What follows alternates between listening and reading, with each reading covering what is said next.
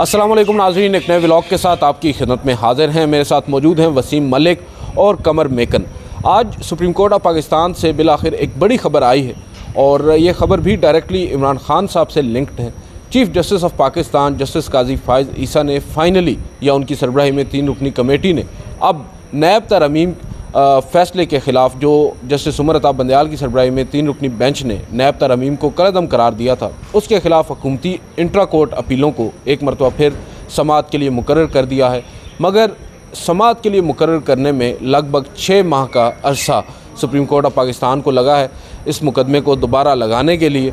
और ये मुकदमा बड़ा ही अहम है। आपको याद होगा, यूँ ही PDM की हुकूमत आई इमरान खान साहब के ख़िलाफ़ वोट ऑफ नो कॉन्फिडेंस की सूरत में, उस PDM हुकूमत ने आते ही कुछ नैब तरामीम की और नैब में कुछ ऐसी तब्दीलियाँ की जिससे डायरेक्टली फ़ायदा पहुँचा नवाज़ शरीफ को, शहबाज शरीफ को, आसिफ जरदारी को, मरीम नवाज़ को और उन तमाम लोगों को जो इमरान खान साहब के आउस्टर के सबसे बड़े बेनिफिशरी थे और हुकूमत में आए थे। उन्होंने अपने केसेस को इन्हीं नैब तरामीम की नतीजे में ख़त्म भी करवाया और फाइनली यह मामला सुप्रीम कोर्ट ऑफ पाकिस्तान में आया तो उस वक्त के चीफ़ जस्टिस उमर अता बंदयाल ने, जस्टिस इजाज़ुल हसन ने और जस्टिस मंसूर अली शाह ने इस पर समाअत की और 2-1 से फ़ैसला सुनाते हुए इन तरमीम को कलअदम करार दे दिया। If I am not wrong, justice Bandial ने अपनी रिटायरमेंट से गालिबन कुछ ही दिन पहले ये फ़ैसला भी सुनाया था जो कि बहुत ज़्यादा सिग्निफ़िकेंट है। अब हुआ ये कि चीफ़ जस्टिस काजी फ़ाइज़ ईसा साहब ने इसी फ़ैसले के ख़िलाफ़ इंट्रा कोर्ट अपीलें जो वफाकी हुकूमत ने दायर की थी उनको अपने सामने समाअत के लिए मुकर्रर कर दिया और ये 5 रुकनी लार्जर बेंच तश्कील दिया गया जिसमें जस्टिस अमीनुद्दीन ख़ान भी शामिल हैं, जस्टिस जमाल ख़ान मंदोखेल भी शामिल हैं, जस्टिस अत्तर मिनल्ला और जस्टिस हसन अज़हर रिजवी हैं। मैं वसीम मलिक साहब की तरफ जाऊँगा। सबसे पहले वसीम मलिक साहब, मुझे ये बताइएगा इस मुकदमे की समाअत में इतनी ताख़ीर क्यों हुई, और दूसरा मुझे ये भी बताइएगा कि इमरान खान साहब को इसी केस में बुलाया भी गया था ज़ाती हैसियत में, वो क्या मामला है, ज़रा हमारे नाज़रीन को बताइएगा। अच्छा, इस केस की जो सिग्निफिकेंस है मैं उसकी तरफ आता हूँ, आपके सवाल की तरफ भी आता हूँ, मगर उससे कबल आपको ये भी याद रखना चाहिए कि कहीं ना कहीं ये जो नैब तरमीम का केस है इसकी जो बुनियाद थी वो ये थी कि जब PDM की हुकूमत आई तो उसने एक तो अपने हक़ में कानून साजी की, पर्सन स्पेसिफिक कानून साजी की, जिसको चैलेंज किया इमरान खान ने। और इमरान खान ये समझते थे कि ये NRO 2 है और ये NRO 2 PDM हुकूमत ने ख़ुद अपने आप को दिया है और इसमें गालबन वो 1100 अरब रुपए के कोई जिक्र करते थे कि इसमें माफ़ करवाए गए हैं।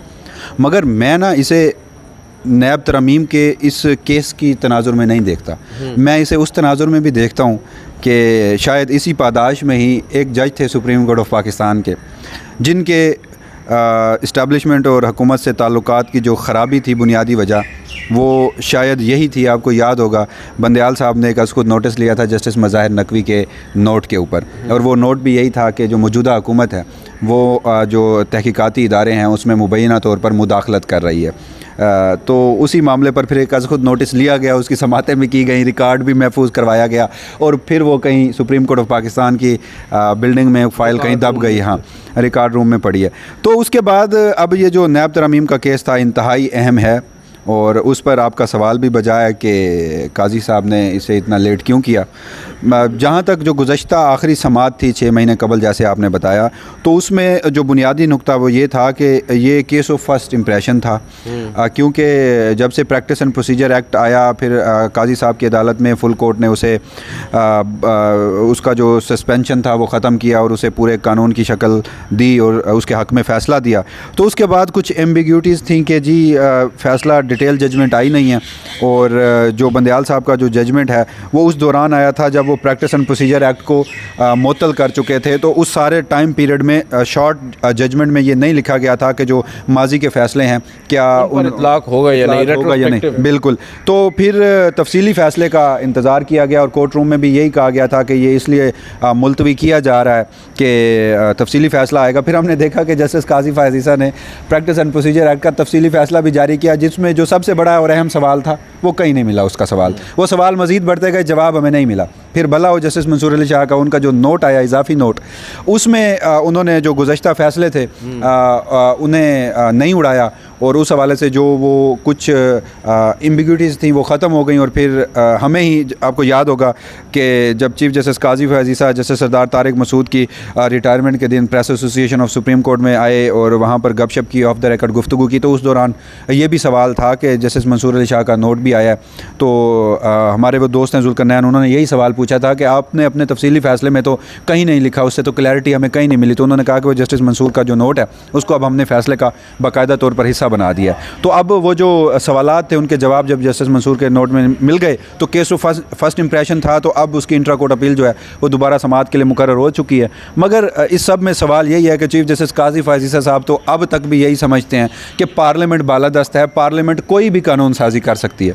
और फिर कुछ लोग इल्ज़ाम लगाते हैं, देखिए मैं इस हवाले से मुझे ज़्यादातर इतलात नहीं है, मैं इस हवाले से कोई ज़्यादा नहीं कहूँगा, मगर ये उन्हीं लोगों के केसेस हैं, उन्हीं लोगों से मुतल्लिक़ 1100 अरब रुपए के इमरान खान का इल्ज़ाम है, जिनसे मुतल्लिक़ सुप्रीम कोर्ट ऑफ पाकिस्तान से कोई गालबन हुदैबिया पेपर मिल केस का भी एक फ़ैसला आया था और उस फैसले को देने वाले भी चीफ जस्टिस काजी फैज़ ईसा थे।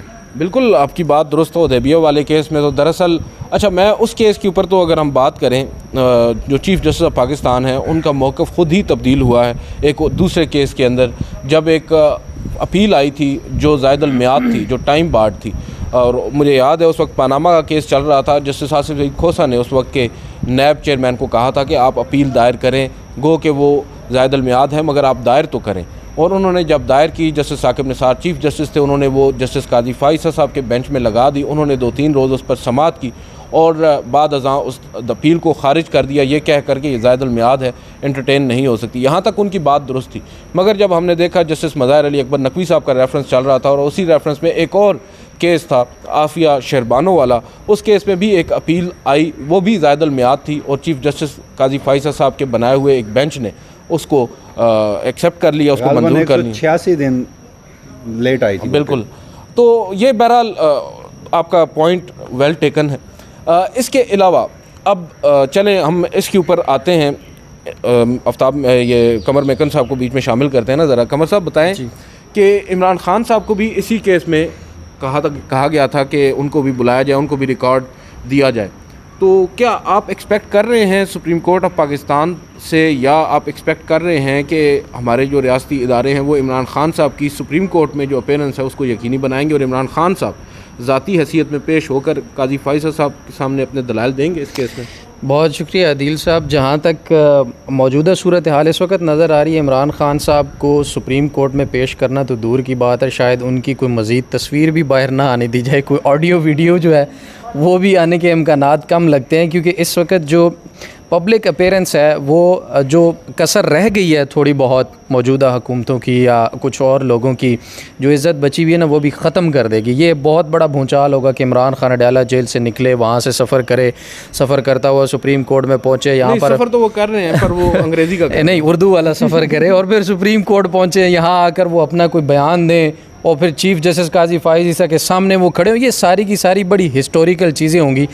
एक चीज़ और मैं इसमें बताता चलूँ, वहाँ जो अपील दायर हुई थी 186 दिन के बाद, आप कह रहे थे वो भी चीफ़ जस्टिस साहब ने पूछा था अटॉर्नी जनरल से, अगर आपको याद होगा, कि क्या आप वो अपील दायर करने जा रहे हैं, मतलब वो याद दिला रहे हैं कि भाई वो एक चीज़ पड़ी हुई है, अगर आपको फ़ायदा लेना है तो आप उसमें जो है वो अपील दायर कर दे। तो फिर अटॉर्नी जनरल ने कहा कि हाँ जी हुकूमत उस पर अपील दायर करने जा रही है। लेकिन खान साहब की जो अपीयरेंस है वो मुझे होती हुई बिल्कुल भी नज़र नहीं आ रही। वो इस सिस्टम की मेरे ख़्याल में मज़ीद जो बची खुची है वो भी ख़त्म कर देगी। ना मासूमियत पे ना रश्क आ रहा है। काजी साहब आप समझते हैं कि चीफ़ जस्टिस काजी फैज़ ईसा इस वक्त ये हुक्मनामा देंगे, या जो उन्होंने माजी में वो जजमेंट की कॉपी इमरान खान को भिजवाने की वो बात की थी इंट्रा कोर्ट अपील की इस आखिरी हेयरिंग पे, तो अगर मैं आपसे एक सवाल पूछता हूँ कि एक कोई जेन्युइन केस है जिसमें इमरान खान को सुप्रीम कोर्ट ऑफ पाकिस्तान में हर सूरत पेश होना है, चीफ जस्टिस काजी फैज़ ईसा साहब ऐसा कोई फ़ैसला देंगे कि इमरान खान को यहाँ पेश किया जाए? वो तो एक मतलब आपके कहने का मतलब है कि चीफ जस्टिस काजी फैज़ ईसा की इतनी जुर्रत नहीं है? नहीं जरूरत की बात ना करें। मतलब या वो इतना अपने फैसलों पर अमल दरामद नहीं करवा सकते? आपके सामने है, उन्होंने इलेक्शन वाले फैसलों पर अमल दरामद करवाया, बड़े बड़े फैसले काजी साहब के, उन्होंने पूरा अमल दरामद करवाया और उन्होंने इस मुल्क के अंदर वाकई जमहूरियत के लिए जो खिदमात अंजाम दी, आप कैसे उनको फरामोश कर सकते हैं? जमहूरियत के लिए, आइन की बालादस्ती के लिए खिदमात अदील सरफराज साहब के व्लॉग में मैं अक्सर काजी फाजीसा साहब की गिनवाता रहता हूँ। मगर मेरा सवाल ये मेरा सवाल ये है, मैं कमर साहब की बात पर रिस्पॉन्ड कर दूँ कि मुझे सिर्फ अदील साहब आप भी बता दें, वो जो 17 सितंबर वो पाकिस्तान की सियासी, अदालती, आइनी, कानूनी, जमहूरी तारीख़ का एक बड़ा ही ज़बरदस्त दिन था, ज़बरदस्त कोट एंड कोट। आपको पता, जब मैं इस कैमरे के साथ ना ऊपर उस कैमरे को भी देख रहा हूँ। तो कोट एंड कोट ज़बरदस्त जो दिन था, जब आपके माजी के हीरो आपके माजी के वो जो आप हाई पेडेस्टल पे बिठा कर रखते थे, बात सुनने को तैयार नहीं थे, जिनके खिलाफ उन्होंने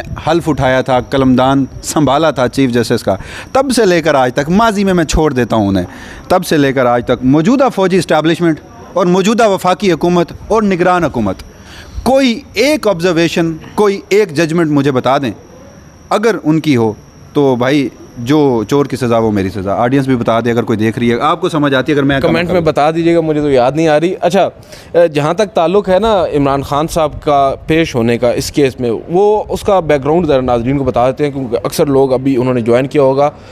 असल चीज़ ये थी नाज़रीन कि इस केस के अंदर इमरान खान साहब को जब बंदयाल साहब का बेंच था तो रिप्रेजेंट कर रहे थे ख्वाजा हारिस साहब, और बाद अज़ां उन्होंने इस केस की पैरवी से माजरत कर ली और बताया गालिबन ये गया कि शायद उनकी खिदमात वापस ले ली गई हैं या उन्होंने ख़ुद माजरत की है, मुझे अब याद नहीं है। उन्होंने खान साहब के सारे केसेस छोड़ दिए थे।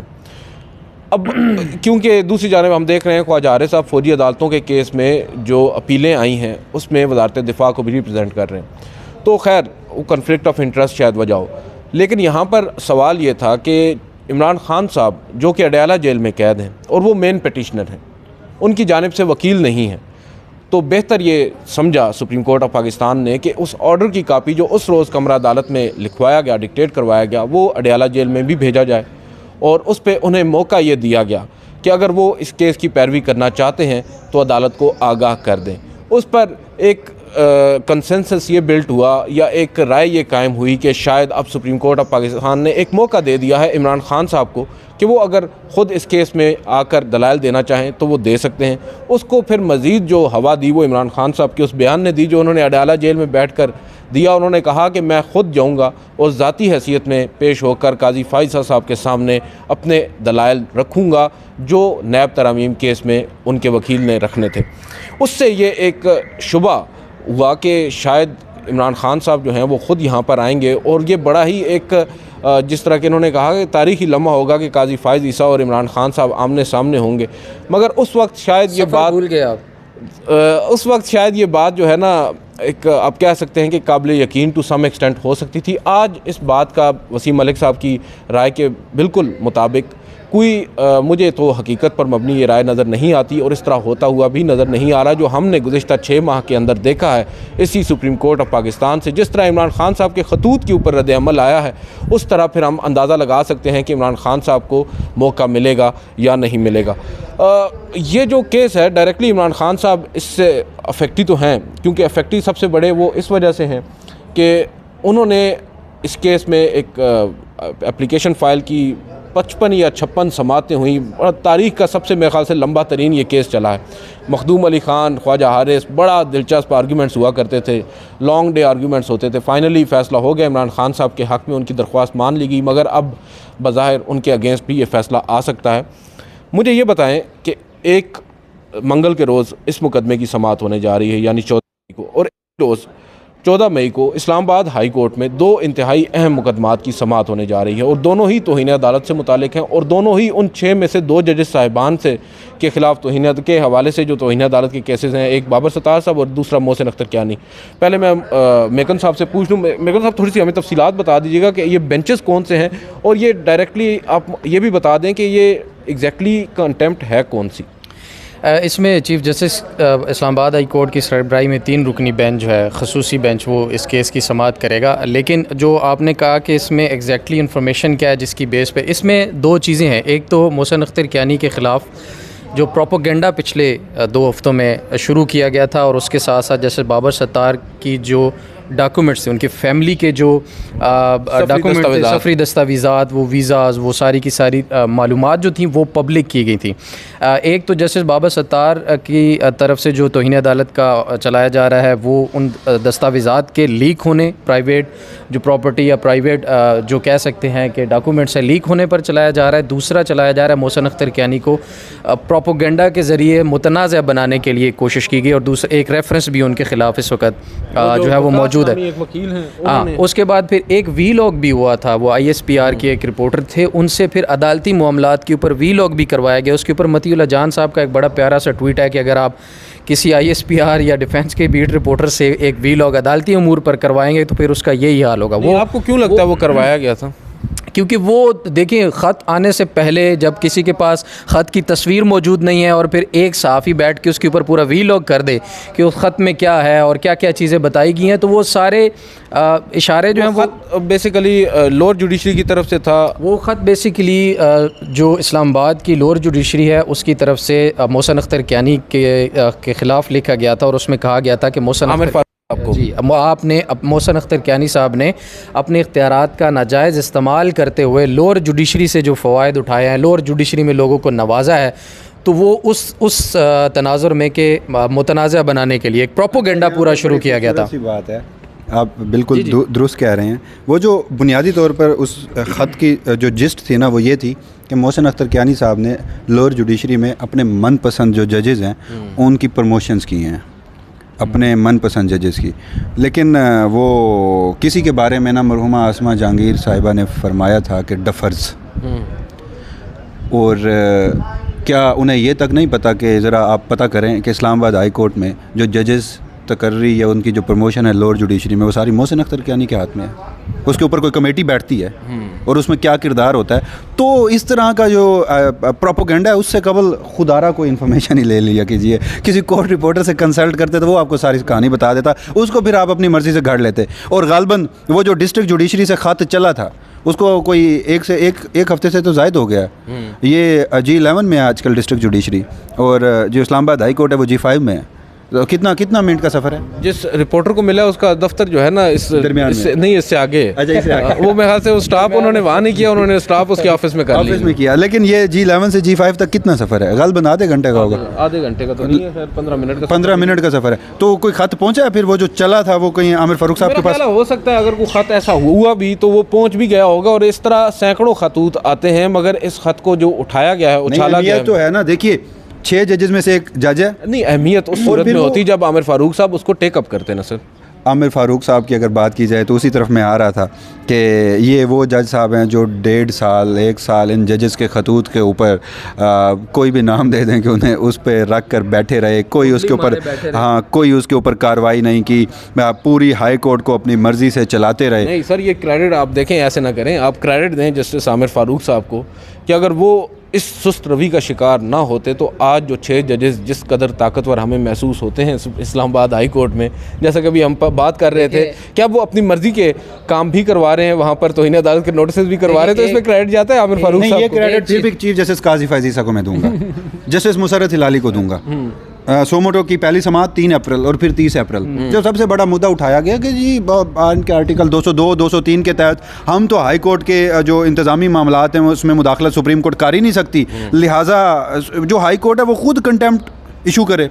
लेकिन मसला ये था कि हाई कोर्ट में कंटेम्प्ट इशू करने के लिए वो शायद चीफ जस्टिस की अप्रूवल लाजमी होती है। लेकिन फिर काजी साहब ने जब ये फरमाया तो गालबन चीफ जस्टिस आमिर फारूक को भी ये ख्याल आया। लेकिन यहाँ पर मैं एक और बात भी आपको कहता चलूँ कि अगर आप तकनीकी और आइनी और कानूनी मामलात से उन 6 जजेस के ख़त को पढ़े ना, तो आमिर फारूक साहब 25 मार्च के बाद अब तक chief justice Islamabad high court हैं तो वो बोनस पर हैं, वरना ये उनके कोड ऑफ कंडक्ट की इतनी खिलाफ वर्जी है कि अगर कोई आइनी और कानूनी सुप्रीम जुडिशल कौंसिल बैठी होती, वो सुप्रीम जुडिशल कौंसिल बैठी होती जो हल्फ की पासदार होती, तो आमिर फारूक साहब या कोई मुहज़्ज़ब माशरा होता जहाँ पर आइन कानून और इंसाफ का बोलबाला होता, तो आमिर फारूक साहब उसी दिन घर चले गए। आमिर फारूक साहब ने जितनी सहूलतकारी अभी तक की है, उसके बाद आपको लगता है कि कोई आइन और कानून उनकी तरफ से भी फॉलो किया जाएगा? 9 मई को इमरान ख़ान को जब गिरफ़्तार किया गया, हम गिरफ़्तार का लफ्ज़ इस्तेमाल करते हैं, जैसे सुप्रीम कोर्ट ने गैर कानूनी करार दिया है, उसके ख़िलाफ़ आज तक कोई एक्शन हुआ, कोई इंक्वायरी हुई कि भाई क्यों उसके बाद आप ख़ुद देख लेना सारी की सारी चीज़ें कैसे चल रही हैं। लेकिन एक चीज़ जो इम्पोर्टेंट है, आपने अभी बात की है कि चीफ़ जस्टिस आमिर फ़ारूक इस वक्त बोनस पर हैं। अदील साहब, आपने एक जुमला बोला था कि एक चार्जशीट है 6 जजेस का ख़त जो है आमिर फ़ारूक के ख़िलाफ़, उसके आपने जी नहीं, वो तो साबित हो चार पूरा हो गया। जस्टिस मंसूर, हाँ अभी रहती हैं चीज़ें। जस्टिस मंसूर अली शाह ने, आपको पता है, लास्ट हियरिंग में बैठ के कहा था कि अगर किसी हाई कोर्ट का चीफ जस्टिस जजेस की शिकायत के बावजूद अमल नहीं करता तो इसका मतलब है कि वो भी कोड ऑफ कंडक्ट की खिलाफ वर्जी कर रहा है और उसके ख़िलाफ़ भी कार्रवाई होनी चाहिए। तो ये अब चीफ जस्टिस आमिर फ़ारूक इतने प्रेशर में हर तरफ से आ चुके हैं और मुझे ये लगता है कि अब बहुत सारी चीज़ें जो वो कभी भी नहीं करना चाहते थे अब उन्हें करनी पड़ रही हैं और वो हो सकता है प्रेशर में। और मैं एक बात और भी बताता चलूँ, जजेस ने तो कहा ना कि जजेस को ख़ुद इतना ताकतवर होना चाहिए कि उनके मामलात में कोई जो है वो मुदाखलत ना करे, और अगर मुदाखलत करे तो उनको ख़ुद उनके ख़िलाफ़ कंटेम्प्ट की कार्रवाई चलानी चाहिए। तो इन 6 जजेस को शायद वो पब्लिक सपोर्ट इस ख़त लिखने के बाद मिली है। साफ़ियों ने भी ये याद दिलाया कि माय लॉर्ड, आपके पास ये ताकत मौजूद है कि आप तौहीन अदालत की कार्रवाई कर सकते हैं, उन्हें हौसला मिला होगा। जजेस ने भी हियरिंग्स में बैठ के ये कहा कि आप तौहीन अदालत की कार्रवाई कर सकते हैं, आप करें। और सहाफ़ियों ने जो ख़ुसूसन याद दिलाया कि ये इन्होंने ख़ुद तौहीन अदालत की कार्रवाई क्यों नहीं की, तो ये सारे मामलात होने के बाद अब जो तौहीन अदालत की कार्रवाइयाँ हो रही हैं ये खुशाइंद है। ये एक तारीख़ी लम्हात हैं कि मुदाखलत होने के बाद वो जजेस खुद स्टैंड ले रहे हैं। और ये 2 जजेस मोहसिन अख्तर कियानी और जस्टिस बाबर सत्तार के सिलसिले में जो तौहीन अदालत की कार्रवाई हो रही है ये यकीनन एक बड़ा अदालती मामलात के अंदर बड़ी तारीख़ी अमल है। बिल्कुल ठीक है नाज़रीन, इन दोनों की राय बिल्कुल मुकद्दम है। मैं यहाँ पर यह समझता हूँ कि जो 6 जजेस का ख़त है, मैं आज भी समझता हूँ कि उसकी रेलेवेंस को आप नज़रअंदाज नहीं कर सकते। जो ये तौहीन अदालत का मामला है ये बिल्कुल एक अलग इशू है, इसको उन्होंने अब टेकअप किया है, ये उस वक्त भी कर सकते थे, उन्होंने इंटेंशनली नहीं किया। मैं ये समझता हूँ उन्होंने जो ख़त लिखा है उस पर बुनियादी मकसद उनका ये था कि एक नेशनल लेवल पे जुडिशल कन्वेंशन होना चाहिए, तमाम अदलिया सर जोड़ कर बैठे और डायरेक्टली और इनडायरेक्टली, बिल वास्ता या बिला वास्ता, ये सब हो चुका है। और आज हम यहाँ पर खड़े बात कर रहे हैं तो अब ये 6 जजेस सिर्फ नहीं हैं जिन्होंने मुदाखलत की बात की है, तमाम हाई कोर्ट्स आ चुकी हैं मैदान में। तो जो उनका मकसद था इस मामले को एक विसल ब्लो करना, जो उनका मकसद था वो उन्होंने विसल ब्लो की है। और अब जो कानूनी उनके पास इख्तियारात हैं वो उसका इस्तेमाल भरपूर अंदाज में कर रहे हैं। देखते हैं, let's hope for the best. और मंगल का रोज़ अब काफ़ी ज़्यादा अहमियत इख्तियार कर चुका है, देखते हैं मंगल को क्या होता है। आज की इस वीडियो से इतना ही। कमर मेकन, वसीम अब्बासी और मुझे इजाज़त दीजिए, वसीम मलिक, इजाज़त दीजिए। अल्लाह हाफ़िज़।